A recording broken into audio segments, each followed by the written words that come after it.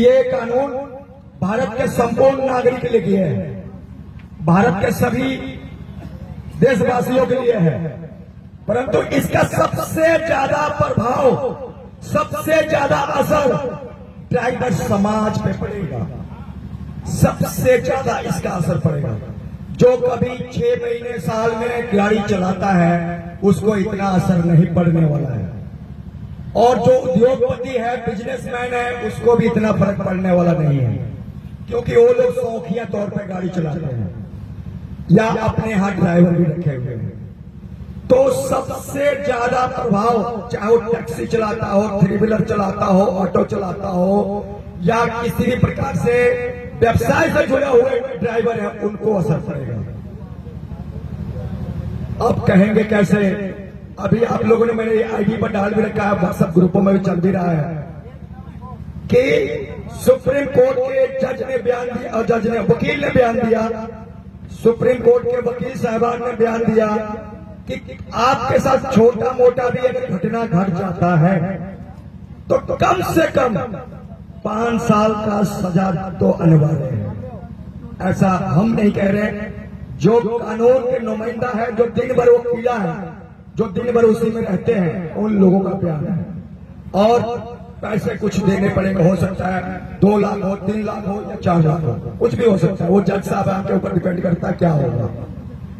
तो मेरे साथियों, अब ये सोचिए, जिसके घर में सुबह खाता है और शाम के लिए रोटी नहीं है, बच्चों को फीस भरने के लिए पैसा नहीं है, वो आदमी जाने अनजाने में कोई दुर्घटना हो जाता है, ब्रेक फेल हो जाता है, स्टीयरिंग फेल हो जाता है, या टायर टूट जाता है, या आप नहीं गलती करते तो जनता गलती कर देती है, तो खमियाजा आपको भुगतना है। खमियाजा आप लोगों को भुगतना है। ना ही मोटर मालिक ने भुगतना है, ना ही उद्योगपति ने भुगतना है, ना ही किसी बिजनेसमैन ने भुगतना है। जो ड्राइवर स्टीयरिंग पर बैठा हुआ है उसको भुगतना है। और केस पढ़ने के बाद, मुकदमा लगने के बाद मोटर मालिक क्या करेगा? आपको बोलेगा भैया टाटा बाय बाय लिख लो, तुम्हारे ऊपर केस डल गया, अपने घर जाओ। अब ये बताओ कि तुम अपना मकान बेचोगे, घरवाले के गहने बेचोगे, या जमीन बेचोगे, या ब्याज पर पैसे लोगे, केस कैसे लड़ोगे? ये एक सोचने का विषय है।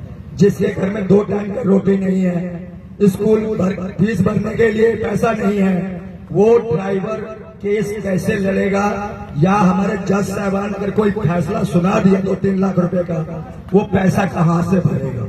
एक सोचने का विषय है। जो घर बार से ठीक है वो तो भर लेंगे, एक आधो किला, एक आधो बीघा देख देंगे, पर सबसे ज्यादा समस्या उनके लिए खड़ी है जिनके घर में 2 वक्त की रोटी नहीं है, सुबह कमाते हैं और शाम को खाते हैं। एक सोचना पड़ेगा आप लोग को। हम अपने लिए नहीं आए हैं कि आप लोग मुझे वोट देंगे और आप लोग कोई पैसे पर, आप लोगों को पता ही होगा बीजेपी कांग्रेस राजनीतिक दल पार्टियों के रैली होते हैं, वहां पर पैसे खरीद करके दिहाड़ी मजदूरी पर भीड़ इकट्ठा किया जाता है। आप लोग पैसे पर तो आए ही नहीं है।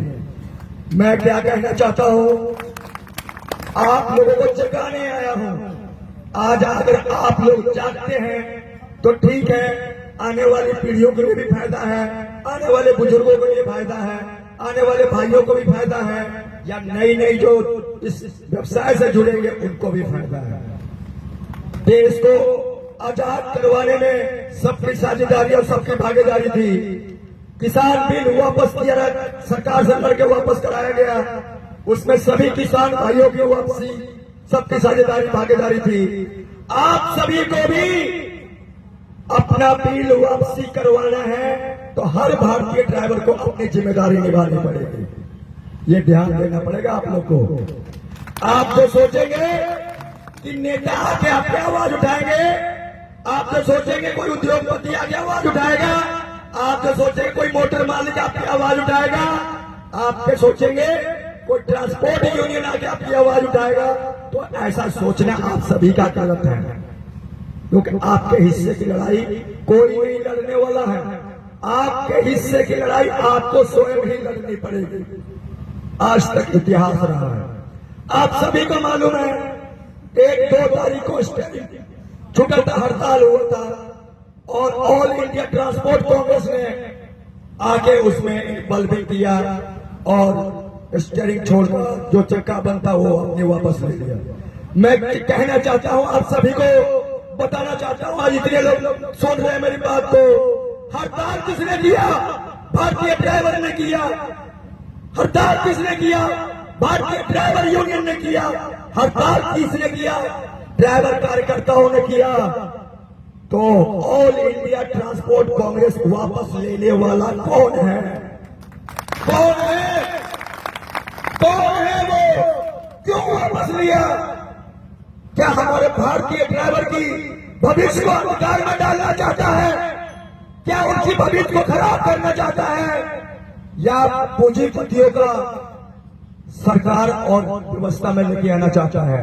यानी कि छोटे छोटे, आपको मैं बता दूं, अगर ये कानून लागू हो गया तो जिनके पास 1-2 गाड़ी है ना, वो खत्म हो जाएंगे। पूछिए कैसे?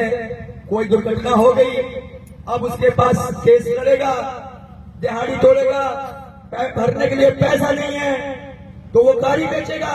जो एक गाड़ी थी वो भी गई, वो भी गई, वो भी गई भाई। तो बड़े बड़े इसमें उद्योगपतियों का हाथ है, यानी कि छोटे छोटे गाड़ी मालिक को खत्म करो। आपको मालूम होगा कि बहुत सारे मल्टीनेशनल